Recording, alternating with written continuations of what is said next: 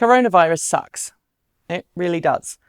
And regardless of how you feel about stay-at-home and physical distancing orders, it's really not fun. And by the way, thanks to Matthias for recommending that term over social distancing, as it's certainly more apt at explaining where most of us are right now. And yes, I'm aware that Elon Musk has rallied against physical distancing and likened stay-at-home orders to fascism.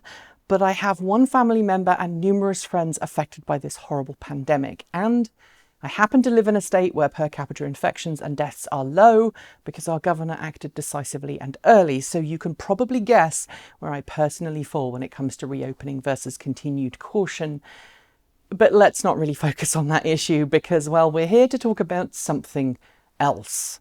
As coronavirus has bitten hard, we've seen some automakers push back plans for electric vehicle launches. We've seen some cancel plans entirely. And we've seen many analysts suggest that this is the death knell for electric vehicles, especially thanks to the unexpected glut in oil, pushing the price of crude oil so low that future traders are now paying people to take it off their hands. Yet it's now becoming clear that oil's future is in jeopardy as it hits negative prices on the futures market and prices at the pump drop to figures not seen in decades. Europe could be about to get rid of oil subsidies completely. As Tesla's quarterly earnings report this week has shown, electric vehicles are far from dead. Yes, Tesla is feeling the pinch like every other company out there, large and small. But people are still switching to cleaner, greener forms of transport.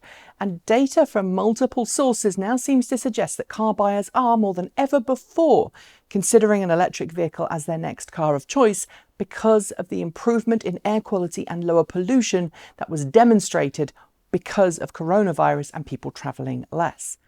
Of course, there's nothing I've said at this point that suggests that oil is about to die because of coronavirus. When countries reopen prematurely or at a more appropriate time, oil consumption will resume and people will be back to their usual habits, good intentions or not.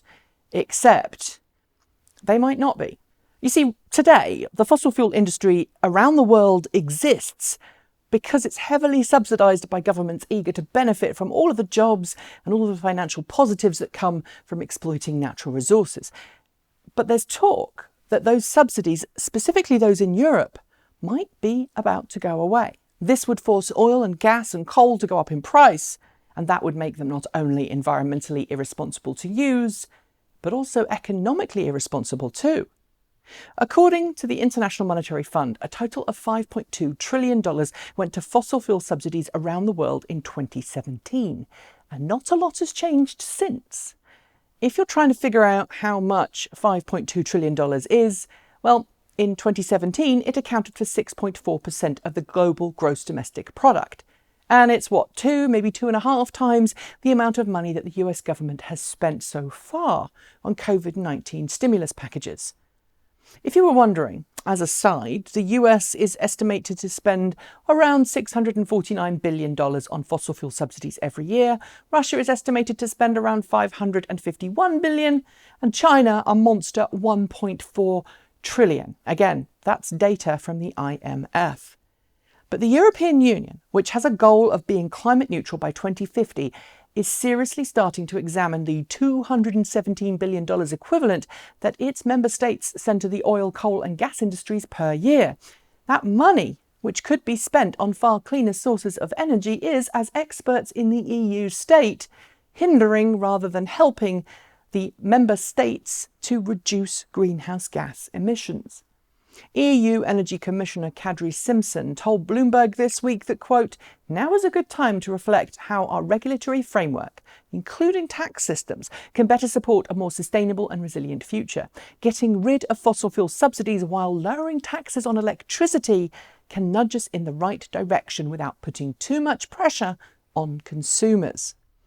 Essentially, by decreasing subsidies for fossil fuels and then using the money saved to lower taxes on electricity, it's possible to push more generators towards renewable energy and energy storage products.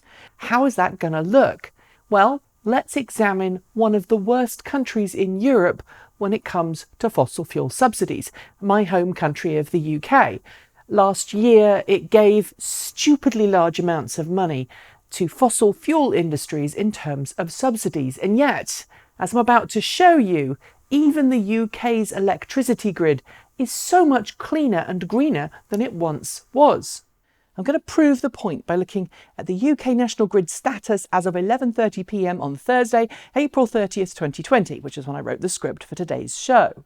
Because it's nearly midnight in the UK, it is not the greenest part of the day because there's no photovoltaic generation, even though consumption of energy isn't that high because people are asleep. But even at night, the grid is being fed by 26.2% renewable energy, 27% fossil fuels, 14.4% interconnects to other countries in Europe, and 32.4% of other forms of electricity generation, which includes controversial things like nuclear and the not-so-cool biomass.